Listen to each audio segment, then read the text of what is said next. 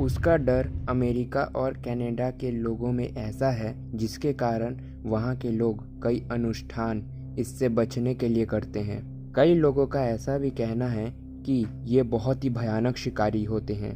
यह कितना भी खाना खा ले पर इनकी भूख कभी भी शांत नहीं होती है।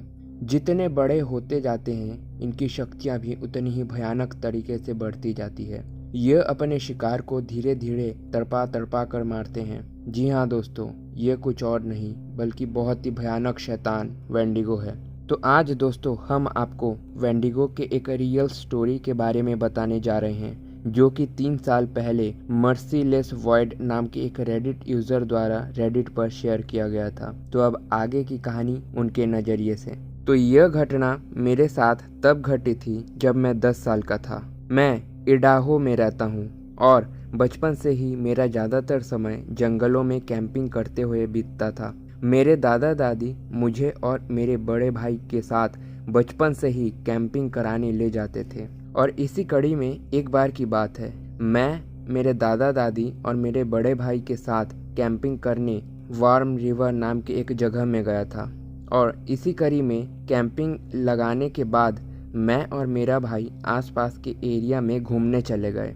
तो इसी बीच हमें वहाँ जंगलों के एक पुराने बंद पड़े ट्रेन का टनल मिला और इसी में हम उस ट्रेन के टनल को एक्सप्लोर करने के लिए उस टनल के अंदर चल पड़े।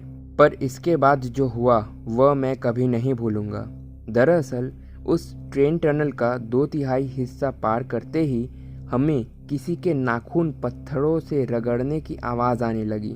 और वह कोई नॉर्मल आवाज़ तो बिल्कुल नहीं था, क्योंकि मैंने कई जानवरों और कई अलग अलग जीवों या चीज़ों के बारे में सुना है और उनकी आवाज़ें भी सुनी हैं, पर ये उन सब से बिल्कुल अलग था और भयानक भी। और इसी कड़ी में मेरा भाई मुझे लेकर तेज़ी से उस टनल से निकल पड़ा और तब जाकर वह आवाज़ हमें सुनाई देनी बंद हुई। तो इसी बीच मैं और मेरा बड़ा भाई सही सलामत अपने कैंप साइट पर पहुंच गए, जहां मेरे भाई ने मुझे कई बार साहस जगाया और हौसला बढ़ाया और कहा कि वह आवाज़ कोई जानवर का होगा जो कि उस टनल के मुहाने पर था।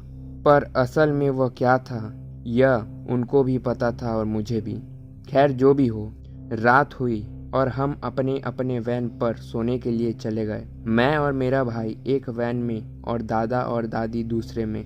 पर उस पूरी रात मुझे बिल्कुल भी नींद नहीं आई, क्योंकि मुझे हमारे वैन के बाहर से किसी के कदमों की आवाज़ और हल्के हल्के गुर्राने की आवाज़ लगातार सुनाई दे रही थी। और इसी डर से मैं बार बार अपने भाई को जगाकर बोल रहा था, पर बार बार ही मेरा भाई मुझे बोल रहा था कि यह सब कोई दूसरे कैंपर्स कर रहे होंगे जो कि वहाँ कैंपिंग करने आए थे। और बार बार यह सब बोलकर मेरा भाई मुझे सुला देता। पर पता है इन सब में सबसे भयानक बात क्या थी? वह यह थी कि मेरा भाई खुद पूरी रात नहीं सोया था और यही नहीं, वह कभी कभी काँप भी रहा था, जो कि मैं साफ साफ महसूस कर रहा था। खैर जो भी हो, पूरी रात हमने जैसे तैसे कर काट ली और दूसरे दिन हमारे घर जाने की बारी थी।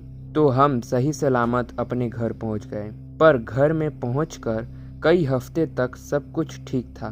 केवल इसी बीच मुझे लगातार बुरे बुरे सपने आने लगे, जो धीरे धीरे समय के साथ साथ ख़त्म होते गए और मेरा लाइफ फिर से सामान्य हो गया। पर मुझे क्या पता था कि यह सब किसी बहुत बड़े तूफान के आने के पहले की खामोशी थी। दरअसल इस घटना के कुछ 1 महीने बाद मैं पाइन बेसिन नाम की एक जगह में गया, जो कि वार्म रिवर से ज़्यादा दूर नहीं था। वहाँ हम हर साल एक स्की लॉन्च को किराए से लेते हैं, जहां हमारी फैमिली पार्टी और रीयूनियंस करती है। और वहां पर मैं अपने दूसरे कज़न्स के साथ भी मिल पाता था और अलग अलग गेम्स खेलकर बहुत ही मस्ती किया करते थे। और हम गेम्स को रात में ही जंगलों में खेलते थे, जैसे hide and seek, ghost in the graveyard वगैरह वगैरह। तो उस बार हम रात को हाइड एंड सीक खेल रहे थे और सबको खोजने की बारी अब मेरी थी। मेरे पास उस अंधेरे में केवल एक टॉर्च के सिवा कुछ नहीं था और तभी मैं उस जंगल में सबको ढूंढने लगता हूँ कि आखिर सब गए तो गए कहाँ। तो तभी मुझे कहीं से किसी के सीटी देने की आवाज़ आई। तो मैंने सोचा कि कोई शायद आसपास ही छुपा है। तो मैं भी इधर उधर उसे देखने लगा और इधर उधर देखते देखते मुझे वहाँ मुझसे कुछ दूर एक पेड़ के पीछे किसी के छुपे होने का शक हुआ, क्योंकि उस पेड़ से थोड़ी बहुत अजीब अजीब आवाज़ें आ रही थी।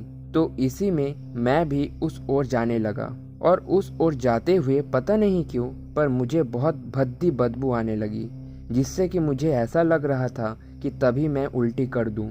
मुझे तब यह लगा था कि आसपास कोई जानवर मरा होगा और उसी के लाश की सड़ने की बदबू थी, और इसको जैसे तैसे इग्नोर करते हुए मैं उस पेड़ की ओर जाने लगा। और उस पेड़ के एकदम पास जाते ही मैंने नोटिस किया कि मेरे आसपास के जंगलों में कोई भी आवाज़ें नहीं हो रही थी, मतलब कि कीड़े मकोड़े और यहाँ तक कि हमारे पेरेंट्स के वहाँ इंजॉय करने की आवाज़ें आनी एकदम से बंद हो गई थी, जो कि कुछ ही दूर में थे। और इसी कारण मैं बहुत ज़्यादा डर गया और डरते हुए ही जल्दी जल्दी उस पेड़ के पास जाकर बोलने लगा कि स्कॉट, मैंने तुम्हें ढूंढ लिया है, चलो बाहर आओ। और यह बोलकर मैं वापस जाने लगा दूसरों को ढूंढने के लिए, पर पता नहीं क्यों स्कॉट का कोई भी रिप्लाई नहीं आया था। बहुत अजीब बात थी। और इसी बीच जब मैंने उस पेड़ के पास जाकर देखा कि आखिर हुआ क्या, तो मैंने वहाँ देखा, वहाँ पर तो स्कॉट था ही नहीं, बल्कि उसकी जगह में एक भयानक सा क्रिएचर जैसा, जिसके की हाथ और पैर थे, वह वहाँ खड़ा था। वह किसी हड्डियों के ढांचे जैसा था और उसकी आंखें जो कि थे ही नहीं, उसे देखकर ऐसा लग रहा था मानो मेरे जिंदगी में और कुछ ही सेकंड्स बचा हो। और एक बात जो कि उसको और भी ज़्यादा भयानक और ख़तरनाक बना रही थी, वह यह था कि उसके शरीर में मांस और त्वचा ना के बराबर थे, लंबे लंबे हाथ और उनमें नुकीले नुकीले नाखून, और सर में हिरन जैसा सींग। मुझ पर हमला करने के लिए वो एकदम तैयार था। और उसे देखने के तुरंत बाद ही मैं वहाँ से चीखते चिल्लाते रोते बिलखते भागने लगा अपने लॉज की ओर। मुझे यह भी अच्छे से पता चल रहा था कि वह जीप भी ठीक मेरे ही पीछे मुझे मतलब अपने शिकार को पकड़ने के लिए दौड़ रहा था। और इसी में मैंने उसके दहाड़ने के अलावा बीच बीच में उसके मुंह से स्कॉट की आवाज़ें में मुझे बुलाने और रुकने को कहने की आवाज़ें सुनी, पर मैं रुका नहीं और भागता रहा। और लॉज की ओर भागते भागते आखिरकार मैं लॉज में पहुंच ही गया। वहाँ सब लोग मेरा ही इंतज़ार 1-1.5 घंटे से कर रहे थे और मुझे वहाँ रोते बिलखते देख सब लोग मुझे लॉज के अंदर ले गए, जहाँ मैंने अपने डैड को पूरी बात बताई। पर पूरी बात सुनने के बाद डैड और बाकी सब ने कहा कि उन्होंने मेरे पीछे किसी को भी मेरा पीछा करते हुए या मेरे पीछे दौड़ते नहीं देखा था। पता नहीं यह कैसे हो सकता था। और उस रात हम सब लॉज के अंदर ही थे, कोई भी बाहर नहीं गया था। और उसी रात सब ने जंगलों की ओर से और इसके अलावा हमारे लॉज के आसपास से बहुत ही अजीब अजीब आवाज़ें सुनी। और इस घटना के बाद मैं इतना डर गया था कि फिर कभी रात को जंगलों में जाने की हिम्मत मुझ में नहीं हुई। और इस घटना के बाद मैं बहुत ज़्यादा धार्मिक और पूजा पाठ करने लगा, क्योंकि मुझे ऐसा लग रहा था कि यह कोई आत्मा होगा, पर ऐसा नहीं था। दरअसल इंटरनेट पर और यूट्यूब पर इसके ऊपर रिसर्च करने के बाद पता चला कि यह कोई आत्मा नहीं बल्कि एक डरावना और भयानक क्रिएचर था, जिसका नाम था वेंडिगो।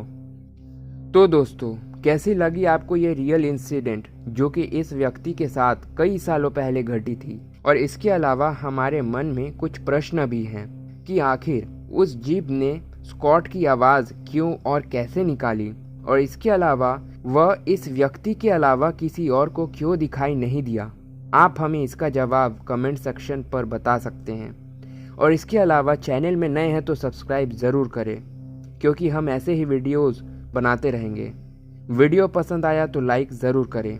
हम मिलते हैं हमारे नेक्स्ट वीडियो में फिर से आपको डराने के लिए, और तब तक के लिए बाय।